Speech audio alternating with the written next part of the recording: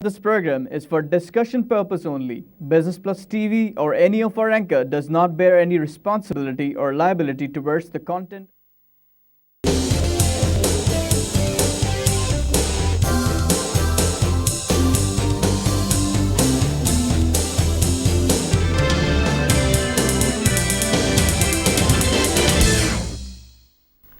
नाज़रीन, welcome to the market show. और आपको सबसे पहले आज बताता चलूं कि हम MSCI इंडेक्स के मुतालिक बात करेंगे। यानी मॉर्गन स्टैनली ने जो एक इंडेक्स बना रखा है और उसमें जनाबे वाला पाकिस्तान की शमूलियत हो चुकी है इमर्जिंग मार्केट्स के अंदर। तो मैं ये बतलाता चलूं कि इमर्जिंग मार्केट्स में शामिल हो जाने के बाद अब पाकिस्तान को बहुत सारे ट्रैकर जो फंड्स होते हैं उनकी तरफ से हमें पैसे मिलेंगे, हमारी मार्केट में पैसे आएंगे। मतलब हमें ज़ाती तौर पर या इनफरादी तौर पर या मुल्की तौर पर तो पैसे नहीं मिलेंगे, लेकिन सरमायाकारी की शक्ल में हमें पैसे मिलेंगे जिनके साथ हम जो हैं इस मुल्क की मईशत को बेहतर कर सकेंगे। मसला कोई भी नहीं, अब तो सीधी सादी सी बात है, इमर्जिंग मार्केट में आने के बाद बिल्कुल इन्फ्लोस के अंदर इजाफ़ा होगा। मस्बत बात ज़रूर करनी चाहिए जब मस्बत बात का वक्त आए, लेकिन यहाँ पर मैं बताता चलूँ कि हम इमर्जिंग मार्केट का हिस्सा रहे हैं 1994 से 2008 तक।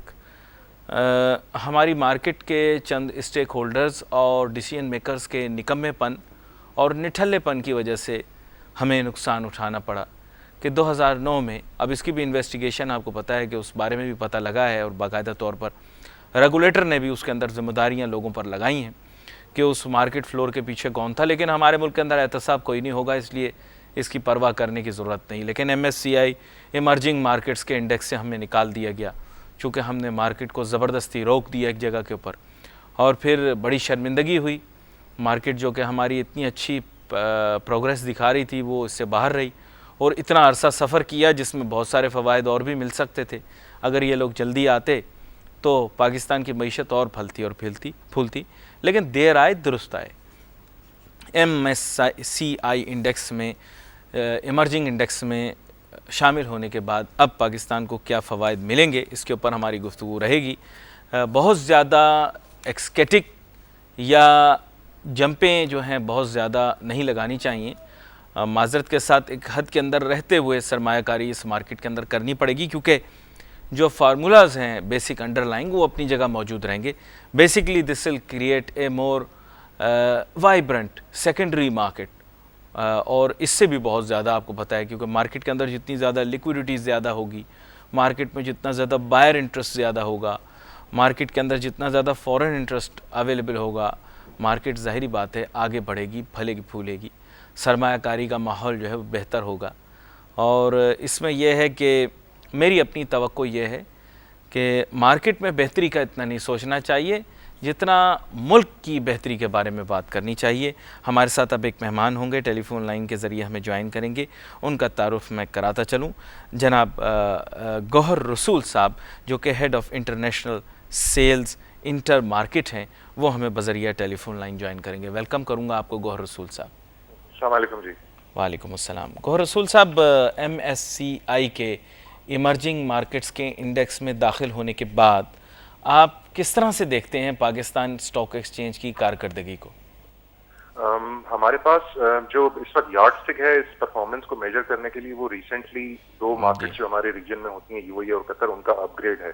2014 में उनको इसी तरह से फ्रंटियर मार्केट से अपग्रेड करके इमर्जिंग मार्केट्स में डाला गया था, और उसी साल जिस साल उनकी नॉमिनेशन अप्रूव की थी MSCI ने, कोई 40% के करीब दोनों इंडाइसेस ने रैली किया था ऑन एन एवरेज।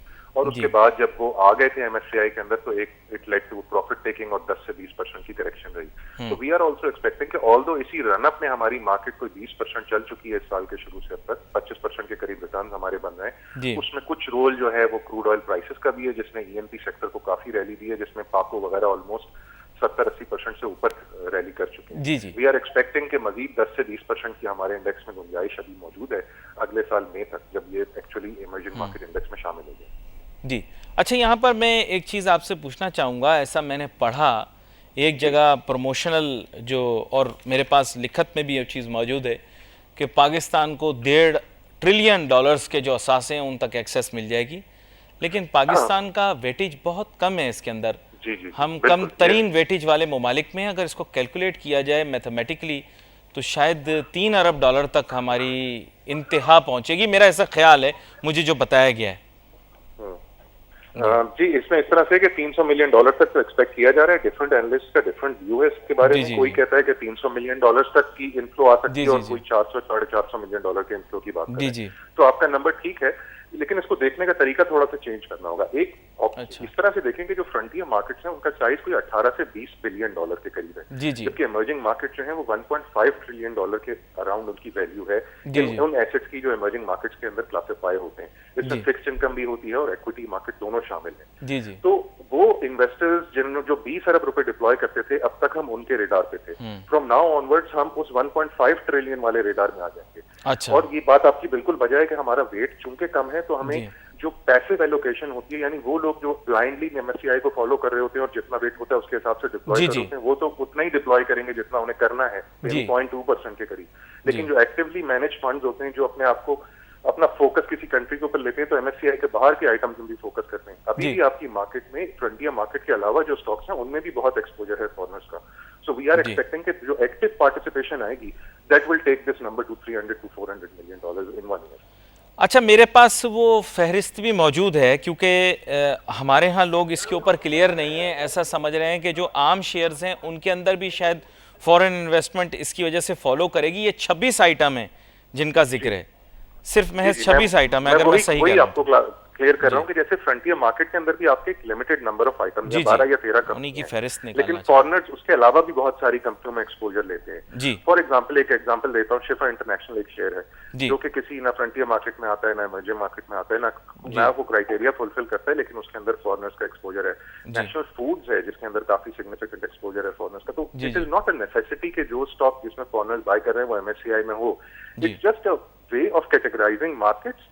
और जब आप इमर्जिंग मार्केट के तौर पे कैटेगराइज हो जी जाते हैं तो ज्यादा लोगों के लिए ज्यादा इन्वेस्टर्स के रेडार पे आने लगते हैं और उनके एलिजिबिलिटी क्राइटेरिया, यानी फॉर एग्जांपल मैं एक बड़ा फंड हूँ लेकिन मैं फ्रंटियर मार्केट्स में इन्वेस्ट नहीं करता, मैं सिर्फ जी इमर्जिंग मार्केट्स में इन्वेस्ट करता हूँ। तो जब पाकिस्तान इमर्जिंग मार्केट में शामिल होगा तो पाकिस्तान मेरे रेडार पे आ जाएगा।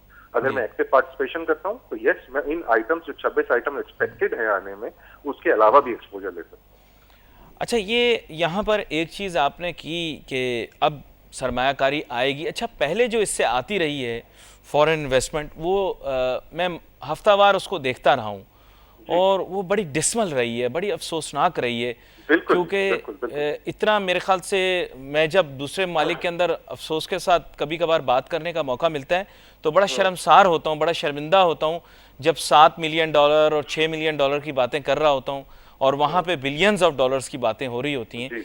तो अब आपके ख्याल से क्या ये चीज़ चेंज हो जाएगी और कितनी जल्दी होगी? क्योंकि एम ये है कि how quickly this will happen, will it happen tomorrow, will it happen day after, will it happen in the next week, the next month, when will it happen? बिल्कुल, आपका सवाल अच्छा है। इसको इस तरह से देखें कि हमने पिछले साल हमारे यहाँ काफी मैसिव सेलिंग रही है। इनफैक्ट मार्च ऑनवर्ड्स या जून ऑनवर्ड्स से हम अगर देखें तो फॉरेनर्स की नेट सेलिंग रही है। इवन नाउ इस वक्त कोई $270 मिलियन के करीब हमारा नेट सेल का नंबर चलता है अगर हम FY16 के हिसाब से देखें, पिछले साल 1 जुलाई से अगर देखें। जी जी ये ट्रेंड रिवर्स जरूर होगा और ये बेहतरी की तरफ जाएगा। लाइक हमने कहा कि $300 मिलियन का फ्लो अगले 1 साल में एक्सपेक्टेड है, तो वी आर थिंकिंग कि ग्रेजुअली ये मोमेंटम बढ़ता चला जाएगा और जैसे जैसे आप की मार्केट्स में करेक्शन आएंगी या छोटी छोटी डाउनवर्ड मूव्स आएंगी तो फॉरेन पार्टिसिपेशन आप देखेंगे कि उन दिनों में ज्यादा हो जाएगी। अच्छा, यहाँ पर गौहर साहब एक अहम चीज़ और भी है, क्योंकि बैनुल-अक़वामी सतह के ऊपर जो कैलकुलेशन की जाती है US डॉलर के अंदर की जाती है और जाहिर बात है चूँकि हम इस मार्केट से ताल्लुक़ रखते हैं, हम तो आपको पता है हमेशा बात शुरू करने से पहले कहते हैं कि हम बेस्ट परफॉर्मिंग मार्केट हैं।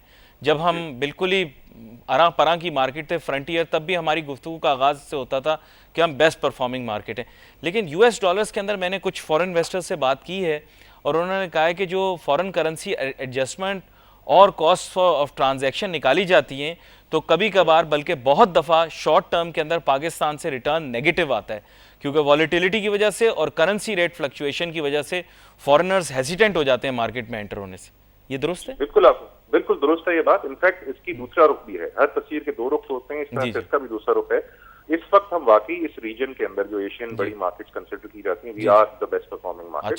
YTD हमारा रिटर्न 18.61% चल रहा है इस वक्त की मार्केट जो इस वक्त रियल टाइम में आपको जी बता जी रहा जी हूं। जी जी और जो डॉलर के अंदर रिटर्न है वो 18.75% रिटर्न है। जी जी यहाँ उनको डॉलर में बेहतरी मिल रही है, अगर आप देखें थोड़ा सा 0.15% का गेन है, लेकिन डॉलर में बेहतरी हो रही है। तो यस, रुपी वैल्यूएशन का बिल्कुल इम्पैक्ट आता है। गोरा पाकिस्तान मार्केट में डॉलर लेकर आता है, उनको जी, कन्वर्ट जी। करता है रुपीज में, उन रुपीज से शेयर खरीदता है और एंड में बेच जी। के उन रुपीज से वापस डॉलर खरीदता है। जैसे अगर एक इस मिसाल दौरान रुपी डिवैल्यू हुआ है तो जी, जी। डेफिनेटली उनके रिटर्न्स पे हिट आएगी। जैसे एक मिसाल देता हूं मैं, बीच में एक फॉरेन इन्वेस्टर हैं, कोई डिस्क्लोजर हमें करने की ज़रूरत नहीं है, लेकिन आप शायद समझ जाएंगे किसकी मैं बात कर रहा हूं। लेकिन they opted to enter, let's say when dollar was 99 rupees. बीच में काफ़ी दफ़ा तब्दीलियां आई, फ्लक्चुएशन। अब मार्केट में वही डॉलर जो था 104 105 का हो गया। तो डॉलर टर्म्स के अंदर उन लोगों ने शॉर्ट टर्म जो पोजीशन ली थी उनको लॉस हो गया, क्योंकि वो एनुअल बेसिस के ऊपर नहीं लेते, वो तो पर ट्रांजैक्शन अपनी रिटर्न कैलकुलेट कर रहे होते हैं। मैं समझ गया आपका। तो मतलब ये कि वो तो हम तो मतलब खुश हो जाते हैं कि हाँ ठीक है हमारा एनुअल रिटर्न, लेकिन फॉरेन इन्वेस्टर कभी भी एनुअल रिटर्न नहीं देखता। फॉरेन इन्वेस्टर बहुत ही शॉर्ट टर्म रिटर्न्स देख रहा होता है, और इसीलिए वो शॉर्ट सेलिंग पर भी इंसिस्ट करते हैं, ताकि just in case you are making a loss they can get out in time. जी देखें, फॉरेन इन्वेस्टर्स की कई टाइप्स हैं। जैसे आपके लोकल मार्केट में कई तरह के जी, जी। Investor, short term trader, long term investor, जी, जी। इसी तरह लॉन्ग टर्म भी हैं। बहुत बड़े बड़े दो फंड हैं। टेम्पल्टन आप देख लें, बड़ा बिल्कुल। huge फंड है जो 2008 से भी पहले से आपके मुल्क के अंदर ओजीडीसी जी, की जी। होल्डिंग लेके बैठा हुआ है। लगार्ड के पास सालों से पीपीएल की होल्डिंग जी, है, जी। बड़ी ह्यूज किस्म की। सो ये जनरलाइज करना कि ज्यादातर ऐसी होते हैं, वो थोड़ा सा अनफेयर हो जाएगा। जी, जी। ये बात आपकी बिल्कुल वजह है कि जब वो फ्रंटियर मार्केट में आ रहे होते हैं तो उनके सामने पाकिस्तान की परफॉर्मेंस जो with regards to devaluation of currency है वो जी। जरूर उनके सामने होती है, और एक जी। रेड फ्लैग उनके पास होता है। बट इस फैक्ट के बावजूद वो पाकिस्तान में आते हैं बिकॉज रिटर्न इतने अच्छे बनते हैं। अगेन फिर अगर मुझे 18% रिटर्न बन रहा है इस साल इस जी। मार्केट में, और इस रीजन कोई मार्केट ऐसी नहीं है जो मुझे 18% रिटर्न दे जी। सके। करीब करीब मुझे इस वक्त 9% रिटर्न मिल रहा है न्यूजीलैंड और फिलीपींस के अंदर। जी, तो जी। अगर मुझे 18.5% रिटर्न इस मार्केट में मिल रहा है, तो अगर मुझे 3-4% डॉलर पे और रुपी पे हिट लेनी हो तो मेरे लिए वो फिर भी जी। सो ये सब पता होता है उनको। ऐसा नहीं कि अच्छा। ये चीज नहीं पता, ये आपका हिस्टोरिकल बिहेवियर है। हम देखते रहे कि हम अपनी करेंसी को मैनेज रखते हैं, एक पॉइंट पे फ्रीज रखते हैं, फिर जब प्रेशर बढ़ता है तो एकदम से डिवैल्यू कर देते हैं। जी। 2000 से 2008 तक आपका डॉलर जो है वो 60 रुपए पे फिक्स रहा, और जैसे ही 2008 का क्राइसिस आया वहां से गिर के 90 रुपए तक चला गया। जी। तो ये स्टेजेस में हमारा होता है। सैडली हमारी करेंसी अभी इस तरह से नहीं, फ्री करेंसी नहीं है कि अपनी नेचुरल डायरेक्शन ले, बट जी। इसकी थोड़ी सी मैनेज्ड है। हमें करनी पड़ती है डिफरेंट सेक्टर्स को बेनिफिट करने के लिए, एक्सपोर्टर्स को बेनिफिट करने के लिए। कभी इंटेंशनली हम जी, जी। डीपिंग कर देते हैं और कभी होल्ड करके रखते हैं, बिकॉज हम नेट इंपोर्टर भी हैं ऑयल के। तो जी। ये फैक्टर रहेगा कि आपका, और फॉरेनर्स आपने- को भी पता है कि आपकी मार्केट में ये वॉलेटिलिटी एक है, एक रिस्क अच्छा। है आपकी मार्केट। अच्छा, यहाँ पर मैं एक चीज़ आपसे पूछना चाहूँगा। बात यह है कि ये फ्रैंकलिन रिसोर्सेज, बेसिकली ये टेम्पल्टन ग्रुप का आपने बात की है, जिसका हमारे यहाँ फ्रैंकलिन टेम्पल्टन का बहुत ज़्यादा जिक्र होता है। जी, तो जी, फ्रैंकलिन जी, बात है। टेम्पल्टन के जो को प्रेसिडेंट हैं उनका नाम है विजय चंद्र अडवाणी। तो ये तो गुड़गांव मुंबई में इनका दफ्तर है। तो आपके ख्याल से क्या हमारे रेगुलेटर ने कभी इस बारे में सोचा? मतलब वैसे ही मैं आपसे पूछ रहा हूँ। और previously he was the head of GTS, that he took care of the global transactions. तो basically the company is Franklin Resources, which I understand, क्योंकि फ्रैंकलिन मैं मतलब वैसे ही I am just bringing it up. So do you think that we would be needing some kind of control here as to who invests into Pakistan and who doesn't?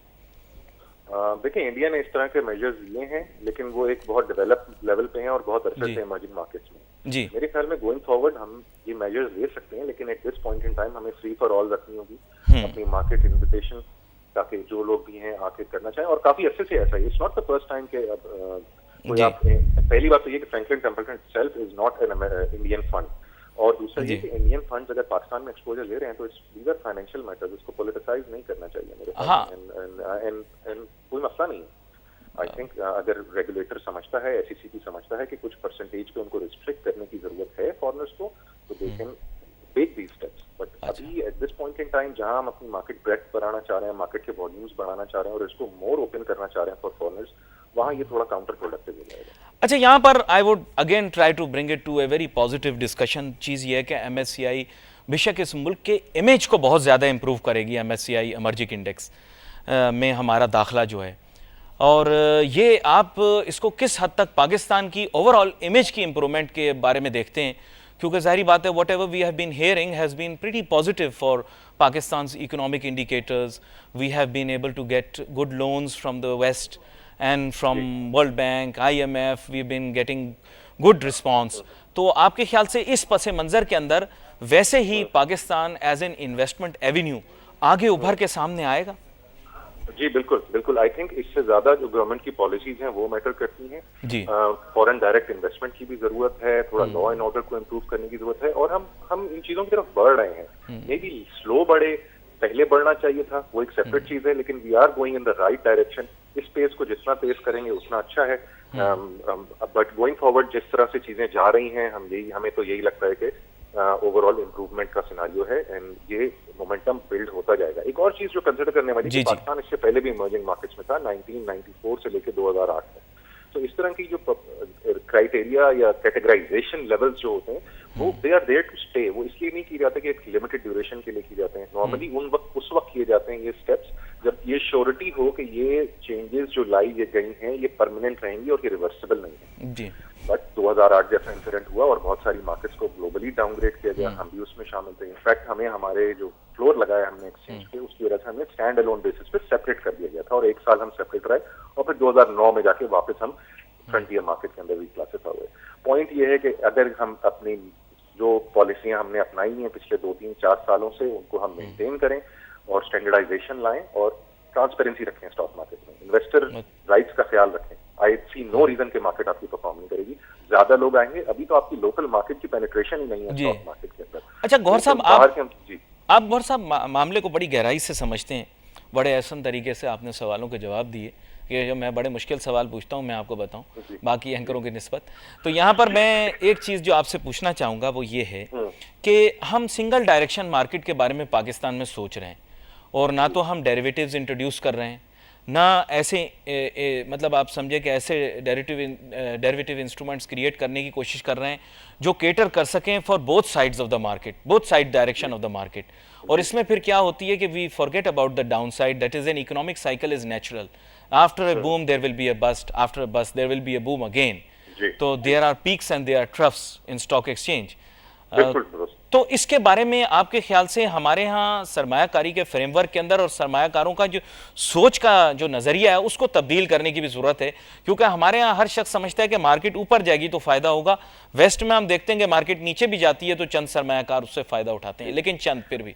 जी जी बिल्कुल आपका कहना दुरुस्त है, लेकिन again it boils down to the same factor कि हमारे यहाँ देखिए, मैं अपनी आपको लाइव एग्जांपल, मैं बहुत पर्सनल सी बात कर रहा हूँ। मेरे पूरे खानदान में मैं शायद वाहिद शख्स हूँ जो स्टॉक मार्केट के अंदर आया और ये काम करता है। मेरे फैमिली में बहुत थोड़े से लोग हैं जो स्टॉक मार्केट के अंदर इन्वेस्ट करते हैं और ये हाल ज्यादातर लोगों का है। बिल्कुल सही कि आपको अवेयरनेस ही नहीं है। आप हमारे यहाँ आम आदमी स्टॉक मार्केट में इन्वेस्टमेंट करने से डरता है, उसको लगता है ये ऐसी जगह है जहाँ पे सब कुछ लूज कर जाता है इंसान और ब्रोक हो जाता है। ऐसा नहीं है, बस काम को करने का सही तरीका आना चाहिए। अगर सही तरीके से किया जाए तो देयर इज नो रीजन के रिटर्न्स ना बने। दूसरा, हमारा बाहर के मुल्कों में एक चीज होती है, मैं आपको कुछ देर पहले ही बताने वाला था कि 401k होता है अमेरिका। आम आदमी जिसको तनख्वाह मिलती है उसकी पेंशन का कुछ हिस्सा स्टॉक एक्सचेंज में इन्वेस्ट होता है। हमारे यहाँ बस वो EIB की सूरत में थोड़ा सा आ जाता है जो ब्लाइंडली इन्वेस्ट होता है। इस चीजों को भी बेहतर होने की जरूरत है। म्यूचुअल फंड इंडस्ट्री को एक्सपैंड होने की जरूरत है। म्यूचुअल फंड इंडस्ट्री एक ऐसा गेटवे है जो आवाम को और स्टॉक एक्सचेंज को एक पेज पे ले आता है। I think the mutual fund industry instead of shrinking, जो कि पिछले कुछ अरसे में हमने चंद सालों में देखा कि नंबर ऑफ इंस्टीट्यूशंस कम हो गए, फंड्स के साइज बढ़ गए, लेकिन नंबर ऑफ इंस्टीट्यूशंस बहुत कम हो गए। That number of institution should increase और उसकी क्योंकि इनकी रीच है वो दूर दराज होनी चाहिए। गौहर साहब, असल में इसमें बात यह कि इनकी अकाउंटेबिलिटी नहीं होती हमारे यहाँ, और उससे क्या होता है कि ये लाल बत्ती के पीछे आवाम को लगा देते हैं। बीच में इनको एक चीज़ पता लग गई, फिक्स्ड इनकम, इन्होंने दीवारों से टकरे मारना शुरू कर दी। पूरी आवाम का पैसा उठा के जो है वो इन्होंने बॉन्ड मार्केट में, सो कॉल्ड बॉन्ड मार्केट में इन्होंने पैसा लगा दिया। अब इंटरेस्ट रेट नीचे आ गए, अब जाहिर बात है लोगों को, बेचारे हमारे जैसे आपने बताया लोग नासमझ हैं, कम लोग इस तरफ राग़िब हुए, तो वो कैपिटल मार्केट के बारे में भी यही तासुर ले लेंगे जो कि वो आप ऐसे समझ लें कि बॉन्ड मार्केट के बारे में या जो आप कह लें कि ट्रेजरी डॉक्यूमेंट्स के बारे में जो एक उनके जहन में तासुर होगा। फिर वही बात हम स्क्वायर वन पे आ जाएंगे। आपका क्या ख्याल है इस सिलसिले में? इन्वेस्टर को एजुकेट करना ज़्यादा ज़रूरी है। जी मैं बिल्कुल एग्री करता हूँ। Investor education and investor right दोनों बहुत इंपॉर्टेंट हैं। दोनों के ऊपर मैस लेवल पे कैंपेन्स होनी चाहिए। आवाम को एहसास होना चाहिए कि जो 5-6% आप बैंक्स में लेते हैं वो कुछ भी नहीं है और उससे बेहतर रेवेन्यूज मार्केट के अंदर मौजूद हैं। जहां आप थोड़ा सा समझदारी और थोड़े से होमवर्क के साथ काम करें तो आप बहुत बेहतर रिटर्न बना सकते हैं। मैं कंप्लीटली एग्री करता हूँ आपकी बात। आपका बहुत शुक्रिया गौहर रसूल साहब, बड़ा अच्छा लगा आपसे गुफ्तगू करके, बड़ी एहसन गुफ्तगू रही। नाजरीन, ब्रेक पे जाने से पहले मैं आपको थोड़ा सा बताता चलूँ मुख्तसरन चंद सेकंड के अंदर कि जिन साहब का मैं जिक्र कर रहा था, विजय चंद्र आडवाणी साहब, ये को प्रेसिडेंट हैं जनाबे वाला फ्रैंकलिन रिसोर्सेज के, और इसके साथ साथ टेम्पल्टन एसेट मैनेजमेंट के डायरेक्टर भी हैं। इससे कबल ये ग्लोबल डिस्ट्रीब्यूशन के सरबराह थे, और जैसे मैंने आपको बताया कि जो दस्तियाब इंफॉर्मेशन मौजूद है, इनका दफ्तर हिंदुस्तान में ही था। और ग़ालिबन अगर रेगुलेटर इस सिलसिले में ज़रा देख ले कि ये फ्रैंकलिन टेम्पल्टन वाला सिलसिला क्या है और कौन इसके पीछे है और कहाँ से सरमायाकारी आ रही है, क्यों, तो बड़ा ज़रूरी होगा। इस बारे में भी थोड़ी सी और बात करेंगे कि ये वीसी आडवाणी साहब कौन हैं और आखिरकार ये सिलसिला है क्या। लेकिन यहाँ पर हम निकलेंगे छोटा सा ब्रेक, ब्रेक के बाद वापस आते हैं, अपनी गुफ्तगू जारी रखते हैं। Let's take a short break.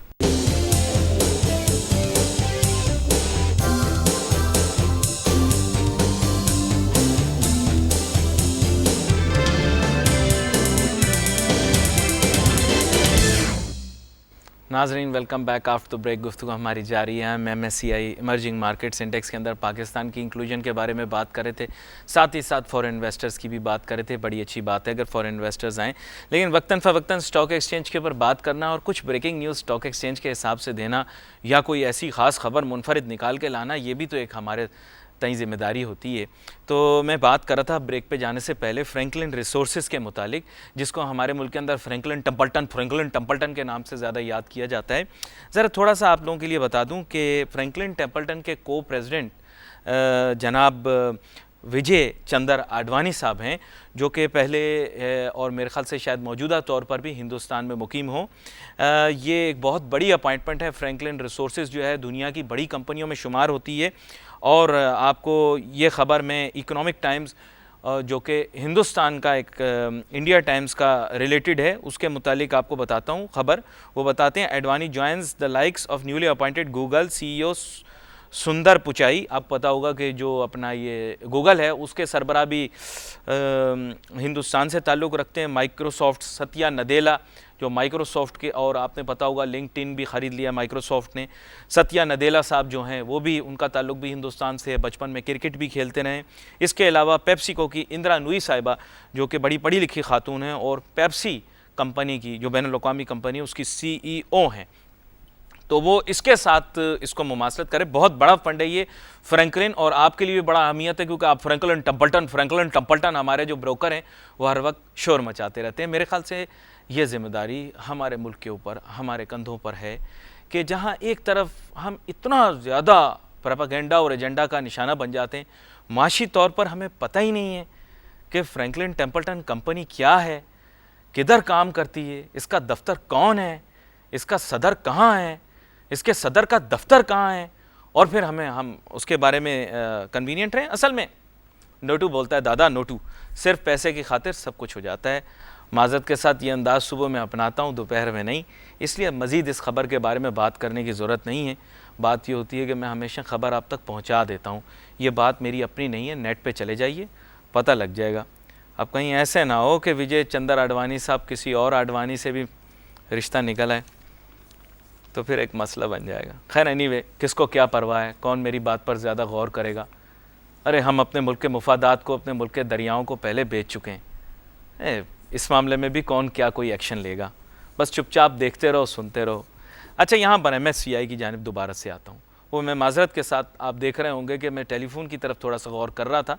उसकी वजह ये कि टेलीफोन पर मैंने एक फ़ाइल रखी हुई थी जिसमें उन 26 कंपनियों के नाम थे जो कि MSCI इमर्जिंग मार्केट्स के इंडेक्स में शामिल होंगे। तो पैसा जो बाहर से आएगा वो इनकी जानिब आएगा, जो मेरी समझ बूझ मुझे बताती है। और यह बुनियादी तौर पर क्लासिफिकेशन के जो पैरामीटर्स थे वो मैंने काफ़ी तफसील में पहले पढ़े भी थे और प्रोग्रामों में उन पर तवज्जो भी मैंने दिलाई थी। इसके बावजूद कि आपको याद होगा कि जुमे को इस तरह की अफवाह मार्केट में उड़ाई गई थी कि पाकिस्तान MSCI इंडेक्स में शामिल नहीं होगा, इमर्जिंग मार्केट्स के अंदर उसकी अपग्रेडेशन नहीं होगी। ये अफवाह भी एक ख़ास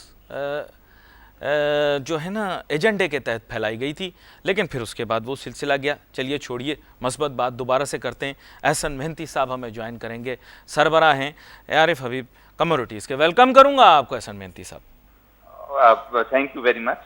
बड़े अरसे के बाद आपसे बात हो रही है और वो भी टेलीफोन के ज़रिए। लेकिन मैं चाहूँगा कि MSCI के अंदर पाकिस्तान का एमर्जिंग मार्केट्स इंडेक्स में शामिल हो जाना किस हद तक खुशाइंद है, मुस्तकबिल में आप क्या देखते हैं, इसके मस्बत पहलुओं के बारे में भी बताएं, और अगर कोई चैलेंजेस हैं तो उनके मुतालिक भी बताइए।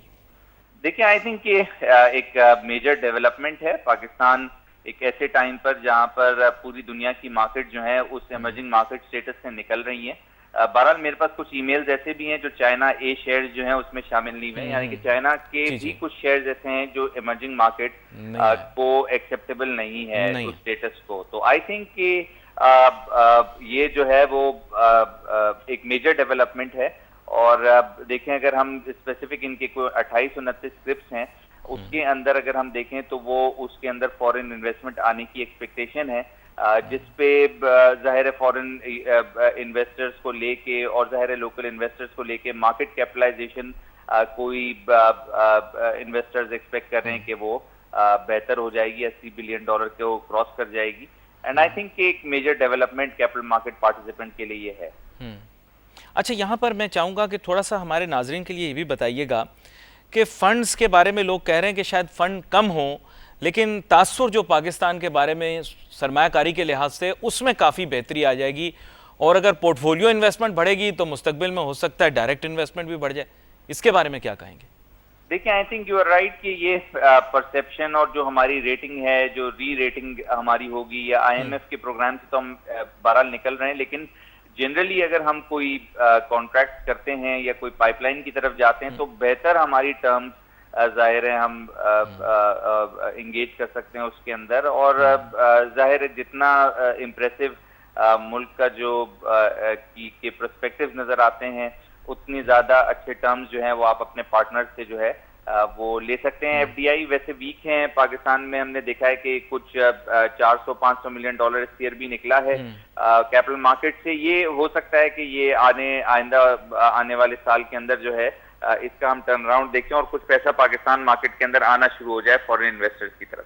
अच्छा, जो कैलकुलेशन निकाली उस हिसाब से पाकिस्तान का शेयर कितना 0.19 कुछ इस तरह से है, कुछ जो मुझे अभी याद है ना। तो अच्छा, जो कैलकुलेशन कर रहा हूं मैं, माजरत थोड़ी जट के हिसाब जैसी कर रहा हूं, 1.5 ट्रिलियन के ट्रैकर फंड ये बोल रहे हैं। तो अब उसका अगर 1% निकालूं तो 1500 बिलियन में से 1% निकला 15 billion. You are a better accountant in this sense, so perhaps you will be able to tell me better. उसमें से अगर मैं निकालूं तो 3 अरब डॉलर बनते हैं। लोग बोल रहे हैं 300 मिलियन डॉलर बनेंगे, 500 मिलियन डॉलर बनेंगे, वो तो बहुत ही कम है। चलो 3 बिलियन डॉलर तो फिर भी बंदे के दिल को थोड़ी तसल्ली होती है। वो कुछ समझ नहीं आया मुझे, थोड़ा सा आप वजाहत कीजिएगा मुझे। देखें, ये तो फिगर्स जो हैं, ये जो भी फिगर्स हैं, इसको तो जो इन्वेस्टर होता है या जो इन्वेस्टमेंट कंपनी होती है उसके फंड्स पे, उसकी मूवमेंट पे भी पता लगता है। इंटरनेशनल मार्केट इस वक्त वीक हैं, गिर रही हैं। 400-500 मिलियन डॉलर का जो फिगर दिया जा रहा है वो जाहिर एक जो एलोकेशन है टोटल इमर्जिंग मार्केट की तरफ, जाहिर है वो एक चंद ट्रिलियंस के अंदर है, और वो चंद ट्रिलियंस को अगर हम 0.19% से मल्टीप्लाई करते हैं तो वो कोई 400-500 मिलियन डॉलर का फिगर आता है, जो एक सब्जेक्टिव फिगर है। डिपेंड करता है मार्केट पर भी। फंडामेंटल्स हमारे कुछ इस तरह से कि 6.5-7% हमारी डिविडेंड यील्ड है, जो वहाँ इमर्जिंग मार्केट में 3-3.5% चल रही है। फिर उसके बाद हमारे जो ग्रोथ पर्सपेक्टिव है वो ये है कि वी आर इस वक्त भी अगर हम देखें पूरा जो टेनोर जनवरी से लेके जून 16 तक मार्केट ने कोई 20% रन दे दिया है, यानी कि पूरी दुनिया के अंदर सबसे ज्यादा out performing market Pakistan stock exchange बन गई है। फिर उसके बाद अगर हम देखें तो हमारे foreign exchange reserve highest, one of the highest level पर, जब इन लेवल्स पर इससे पहले unprecedented 21 billion dollar IMF programme से हम निकल रहे हैं जाकर। तो एक ग्रोथ पर्सपेक्टिव पाकिस्तान का है, जिसमें मतलब जाहिर है सब्जेक्टिव फिगर्स मार्केट में 400-500 मिलियन डॉलर के करीब घूम रहे हैं, जो अगर हम अपनी मार्केट कैपिटलाइजेशन देखें 75 बिलियन डॉलर का, तो उसका कोई एक 3-4% होता है। तो कोई मेजर गेन 300-400 मिलियन डॉलर से पाकिस्तान मार्केट को नहीं मिलता। बट इसके अंदर ये बात आती है कि चूंकि इमर्जिंग मार्केट के अंदर भी पाकिस्तान मार्केट का पर्सपेक्टिव कहीं ज्यादा बेहतर है, तो ये फिगर कहीं जाकर उन्हीं करीब 3-4 बिलियन डॉलर की तरफ आ जाती है जिन फिगर की आपने निशानदेही की। जी, तो लेकिन मजा नहीं आया, सच बात ये। एहसान मेहंती साहब, मैं सोच रहा था कि काफी पैसा आएगा, क्योंकि जाहिर बात है ये एक टाइम स्पेक्ट्रम के ऊपर आएगा पैसा हमारे पास। अब उम्मीद ये है कि मतलब ये they should be a spike in our portfolio investment, वो स्पाइक आएगी तो थोड़ा मैजिक आएगा, वरना और फिर 26 कंपनियों तक हम महदूद हैं, तो फिर वो गेम मतलब एक तरह से जिसे कहते हैं ना मज़ेदार बन नहीं पा, मेरे ख्याल से इतनी बन नहीं पाएगी रियलिस्टिक सेंस में, सुपरफिशियली तो बन जाएगी। देखिए ये $510 मिलियन इस ईयर फ्रॉम जुलाई से लेकर जून 16-13 का जो फिगर है वो $510 मिलियन पाकिस्तान मार्केट से, लेकिन वो टाइम स्पेक्ट्रम पे है ना, टाइम स्पेक्ट्रम पे है, मतलब उसका स्प्रेड आउट है ना वो। जी हाँ, और ये फिर अगर देखें कल का भी फिगर कोई $1 मिलियन नेगेटिव, मतलब ये न्यूज के बाद जो है $1 मिलियन पाकिस्तान मार्केट से और निकल गया। निकल गया। पॉइंट मेरा ये है कि इट डिपेंड्स कि अगर कुछ स्टॉक्स इंटरनेशनल मार्केट में सस्ते मिल रहे हैं तो जाहिर है वहां पर ज्यादा अपीलिंग हो सकते हैं। इंटरनेशनल मार्केट रिलेटिवली हमारे से कोई 56-57% ज्यादा एक्सपेंसिव है, और फिर जाहिर है हमारी मार्केट अगर ऐसी एक सिचुएशन में है जहां पर इमर्जिंग मार्केट में हमें स्टेटस तो मिला है, बट लेकिन वो उस वक्त मिला है जब पूरी दुनिया की मार्केट जो है वो डेड हो चुकी है, ब्रेक एग्जिट की खबरें हैं पूरी दुनिया के अंदर, और पूरे बुरे तरीके से इक्विटी मार्केट गिर रही है। तो पॉइंट जी हाँ, मेरा पॉइंट ये है कि टाइमिंग पर भी डिपेंड करता है। अगर इंटरनेशनल मार्केट तेजी में होती है तो जाहिर है फॉरेन इन्वेस्टमेंट आ जाती है इसकी अच्छी खबर पर। नहीं, बड़ा इंपॉर्टेंट पॉइंट आपने रेज किया, नहीं बहुत इंपॉर्टेंट पॉइंट आपने रेज किया है, बड़ी आपने ऐसी गुफ्तगू की है जो हकीकत पसंदाना गुफ्तगू होती है। लेकिन अब एक्साइटमेंट तो मार्केट में, लेकिन ये कल वाली जो आपने बात की, कुछ लोग इसको इस वजह से डाइजेस्ट नहीं करेंगे, वो कहेंगे ये तो टेम्पररी था, कभी कभार फॉरेन प्लेयर जो है वो प्रॉफिट टेकिंग कर लेता है, मुमकिन है ये कल का माइनस आगे जाके प्लस मैनी $मिलियन हो जाए, उस बारे में आप क्या कहेंगे? देखिए आई थिंक कि जो स्टेटस हमारा है वो अगले साल मई के महीने के अंदर चेंज होने वाला है, ये तो हमें एक्सेप्ट किया उन्होंने अगले साल के लिए। तो पॉइंट ये है कि अगर कोई एलोकेशन भी है और जो एलोकेशन लगने वाली है पाकिस्तान में $400-500 मिलियन, वो तो अगले साल जब हमारा स्टेटस चेंज हो जाएगा एक सेमी एनुअल रिव्यू के बाद, तो फिर डेफिनेटली हमें फंड जो है वो पाकिस्तान मार्केट का रुख करेंगे। तो वी आर एक्सपेक्टिंग कि कोई इसका आपने यहाँ पे एक सवाल उठा दिया, नहीं मेहनती साहब आपने यहाँ पे एक सवाल उठा दिया, मैं आपसे एक सवाल और पूछता हूँ, मुझे सिर्फ ये बताना है 400 पॉइंट का और इजाफा हो गया, जिस पर मुबारक हो, और 49,000 से ऊपर मुझे बताया जा रहा है कि मार्केट बढ़ गई, यानी 39,000 को भी क्रॉस कर गई। आप 39,000 पॉइंट्स को क्रॉस कर गई। अच्छा, यहाँ पर मैं चाहूँगा एहसन साहब, आपने जो बड़ा इंपॉर्टेंट पॉइंट उठा दिए, आप क्या कह रहे हैं फंड्स की अवेलेबिलिटी कब होगी हमें? वो तो जी मई 17 को जो है 2017 यानी कि नेक्स्ट तो ईयर इन्हीं महीनों के अंदर जो है ये फंड्स पाकिस्तान मार्केट का रुख करेंगे जब हमारा उससे पहले चेंज होगा। उससे पहले तो हमारे नेक्स्ट ईयर हमारा स्टेटस चेंज होने वाला है, अभी तो अप्रूवल हुआ है उसका। नहीं यानी कि इसी तरह से कि जैसे IMF का लोन पाकिस्तान के लिए अप्रूव हो गया, बट डिसबर्स होता है वो जाकर 2 महीने बाद या 3 महीने के बाद। लो, आपने तो सारी मेरे जो मतलब यह है कि इफ्तारी खराब कर दी आपने मेरी। मैं तो समझ रहा था कि कल आएंगे पैसे, यहाँ तो जश्न ऐसे मनाया जा रहा था, और उसमें तो वो एक और उन्होंने वो भी डाल दी बीच में, उसमें आखिरी में क्या लिखा उन्होंने कि सब्जेक्ट, लेकिन उन्होंने एक और चीज उसमें जो एक लाइन लिखी मुझे समझ में नहीं आया, उन्होंने कहा that is subject to semi annual review of 2017। उसका क्या माने, उसको जरा इलैबोरेट। तो नहीं है, ये बियॉन्ड उनका कहने अच्छा, का बियॉन्ड है। सेमी एनुअल रिव्यू वो करते हैं बहरहाल, लेकिन वो जाहिर है वो जब हमें एक स्टेटस दे चुके हैं तो आई डोंट थिंक सो कि इतना कोई उसमें कोई जो है रीस्टेटमेंट कह सकते हैं कोई और सामने आएगी, बट कोई असेसमेंट जो है वो तो कंप्लीट हो चुकी है और उन्होंने हमें ये स्टेटस दे दिया, that is a positive thing. अब बात ये है कि पैसा कब आएगा, तो पैसा तो अगले साल आएगा। जो एक स्टेबिलिटी देखें, एक हम रास्ता देख रहे हैं। नहीं, आपने लोगों की खुशियों पे पानी फेर दिया आज मेहनती साहब। लोग तो ऐसा तस्वर कर रहे थे कि आज पैसे आ जाएंगे, लोग तो समझ रहे थे आज $मिलियंस आ जाएंगे। मैं यही सवाल पूछ रहा था। तो वो मार्केट जो सेंटिमेंट है ना, वो चेंज ट्रेंड जो है वो सेट हो जाता है, ट्रेंड सेट हो जाता है। तो ट्रेंड सेट हो जाता है, ये ट्रेंड जो है सेट हो गया है, और मुल्क का जो है अच्छा नाम बना है कि भाई हमें दोबारा से ये अपॉर्चुनिटी मिली है कि हम इमर्जिंग मार्केट स्टेटस में आए हैं, और आई थिंक कि ये एक अच्छी खबर है तमाम मुल्क के लिए। पाकिस्तान की मार्केट को फंड तो आज की तारीख में चाहिए ना, अब वो मई के बाद इसका मतलब ट्रैकर फंड जो डालेंगे पैसा पाकिस्तान की मार्केट में, वो ऑटोमेटिकली हमारे पास मई 2017 के बाद आएगा। M I correct? जी बिल्कुल। उससे पहले जो है हमें स्टेटस अप्रूव हो गया है, जैसे आपने बताया IMF का जैसे लोन अप्रूव होता है, लेकिन उसकी ट्रांच जो है वो उसके जो वक्त मुतय्यन होता है उस पर मिलती है ना? जी बिल्कुल।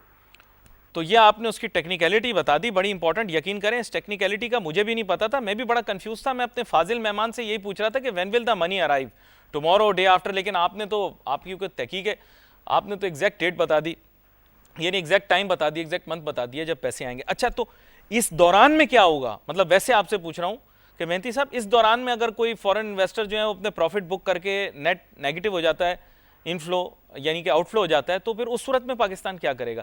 क्योंकि आपने इसके अंदर ये होता है कि जो मैनेजर्स, फॉरेन फंड मैनेजर्स होते हैं, वो अपनी तैयारी कर रहे होते हैं। जो फ्रंटियर के अंदर जिनकी एलोकेशंस होती हैं, यानी कि कुछ ऐसे फंड्स होते हैं जो सिर्फ फ्रंटियर मार्केट में इन्वेस्टमेंट करते हैं। अब हमारा स्टेटस फ्रंटियर से निकल रहा है, तो जाहिर है वो फ्रंटियर मार्केट के जो फंड्स हैं वो अपने पैसे निकालेंगे, और फिर जाहिर है जो इमर्जिंग वाले होंगे वो तैयारी करेंगे कि भाई हमें डालने।